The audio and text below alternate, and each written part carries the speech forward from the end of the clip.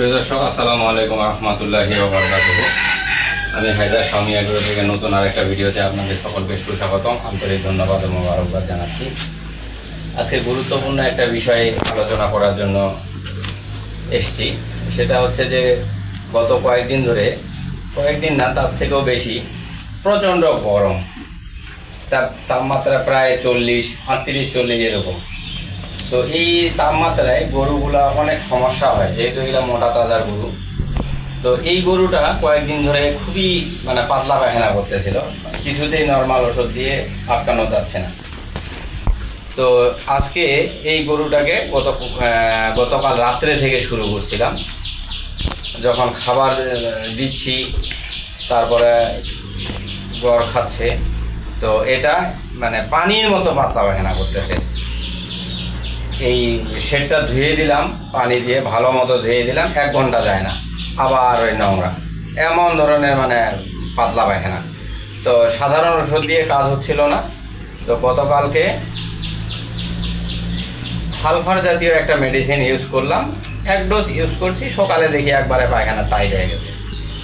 তো সালফার জাতীয় medicine use করলেই পাতলা পায়খানা খুব দ্রুত ঠিক হয়ে আসবে। তো যেহেতু আমরা যারা খামার করতেছি, সেটা প্রান্তিক হই বা মাঝারি হই, যেটাই হই না কেন, আমাদেরকে কিন্তু প্রাথমিক যে একটা ট্রিটমেন্ট, এই ট্রিটমেন্টটা কিন্তু আসলে আমাদের জানা থাকতে হবে। যদি আমরা এই প্রাথমিক ট্রিটমেন্টটা জানা থাকে, তাহলে আমরা কিন্তু খামার করে লাভ, সেটা কম হোক বা বেশি হোক, আমরা কিন্তু প্রফিট করতে পারবো। আর যদি আমাদের এটা জানা না থাকে, তাহলে সাধারণ একটা প্রাথমিক ট্রিটমেন্টের জন্য যদি আমরা একটা ডাক্তার নিয়ে আসি, ভেটেরিনারিয়ান বা যারা মাঠ পর্যায়ে কাজ করতেছে বিভিন্ন প্রশিক্ষণ নিয়ে, তাদেরকেও কম হলেও 500 টাকা দিতে হয়। তো যখন আমরা 2, 3 বা 4 মাস একটা খামার করব, তাহলে কতবার আসতে হবে?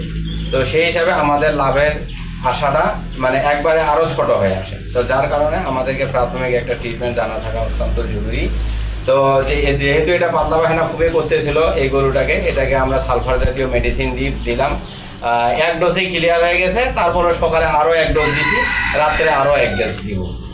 তো আর এই গরুগুলোয় ইঞ্জেকশন একটা বাকি ছিল, সেটা হচ্ছে যেটা অ্যামাইনো অ্যাসিড আর সাইনাকোবোলামিন প্লাস বিউটোফসফেন গ্রুপের যেই ইঞ্জেকশনটা, এটা দেই নেই। এটা 2-1 দিনে দেওয়ার কথা ছিল। তো এই সমস্যাটার কারণে দিচ্ছিলাম না। আর এই যে গরুটা দেখা যাচ্ছে, এটা এই যে জাতের যে চোয়ালটা আছে, এটা ফুলে গেছে।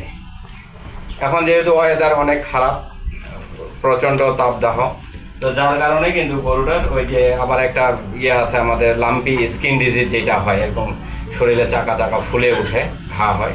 তো এটারও একটা সমস্যা থাকতে পারে। তো যার কারণে ওটাও আমরা প্রিভেনশনমূলক ডোজ আমরা করছিলাম। তো এরপরেও এটাকে আমরা শুধু, যেহেতু এটা এখন কমে আসছে ওই অসুখটা, আমরা প্রিভিয়াস ডোজ দেওয়ার পরে অল্প একটু দেখা দিয়েছিল, তো ওটাকে আমরা ইঞ্জেকশন করলাম। যে 2টা ইঞ্জেকশন বললাম, বিউটাফসফেন গ্রুপের আর সাইনাকোবোলামিন। আর এটাকে আমরা দিলাম না। তো যেহেতু পাতলা পায়খানা করতেছে, আজকের দিনটা যাক, হয়তো কালকে বা পরশু এটাকে আমরা করে ফেলবো। তো এই হচ্ছে আসলে গরু মোটা তাজা করলে এই জিনিসগুলো জানতে হবে, বুঝতে হবে। আর আপনারা যারা নিয়মিত আমার ভিডিওগুলো দেখতেছেন, এই ভিডিওগুলো লাইক করবেন, শেয়ার করবেন, কমেন্ট করবেন, সাবস্ক্রাইব করবেন ইউটিউব থেকে দেখলে, তাহলে নিত্য নতুন ভিডিও। এবং আমি সাধারণত সমস্যাগুলো নিয়েই আলোচনা করি।